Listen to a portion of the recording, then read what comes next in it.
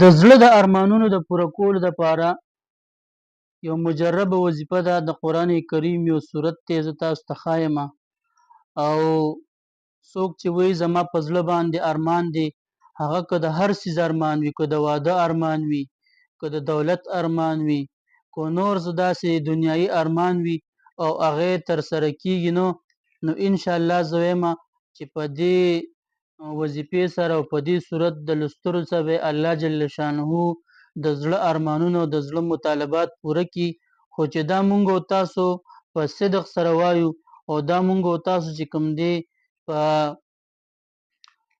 سکون او آرام سره په اطمینان سره وایو، داسې نه چې زر زر ووایه او بس راشه کار به دې وشي. نه، کار کېږي. الله جل شانه د هر انسان کار کوي، د هر انسان د زړه ارمان پوره کوي، خو هغې کې څه وخت لګي، هغې کې څه وخت لګي. نو داسې هم نه چې انسان په یو ځل باندې شروع وکړي او بس وي چې نن مې شروع کړو سبا زما کار شو. نه نه، داسې نه ده. الله جل شانه د انسان صبر ته ګوري، د انسان حوصلې ته ګوري چې ده کې صبر او حوصله شته که نه، ده کې استقامت شته که نه. نو کله چې په یو کار باندې سړی استقامت اختیار کړي، نو او په یو کار باندې سړی چې کوم دی په حوصلې سره کوي او په صبر سره کوي، الله جل شانه د هغه ارمانونه ترسره کوي او الله جل شانه جایز مطالبات چې کوم دی دا پوره کوي.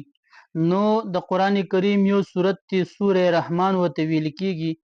او سوره رحمان چې کوم سړی لولي 11 کرته لوستلو سره به د انسان هر حاجت د زړه ارمان الله جل شانه پوره کړي.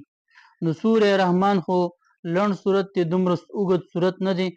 نو مونږ او تاسو کوشش وکړو چې مونږ او تاسو سوره رحمان شروع کړو.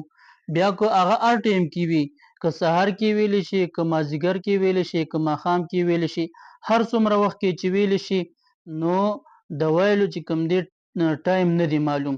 دا اول به ترنه چې کوم دی هم درود شریف وی او وروسته به ترنه هم درود شریف وی، او که په آخره کې دی د هغې دپاره د خپل د زړه د ارمانونو دپاره دعا وغوښته، الله جل شانه نه دعا وغوښته، نو ډېره بهتره خبره ده. نو موږ کوشش وکړو چې موږ او تاسو د خپل د زړه د ارمانونو دپاره دا چې کوم دی سوره رحمان شروع کړو او سوره رحمان موږ خپله وظیفه وګرځو.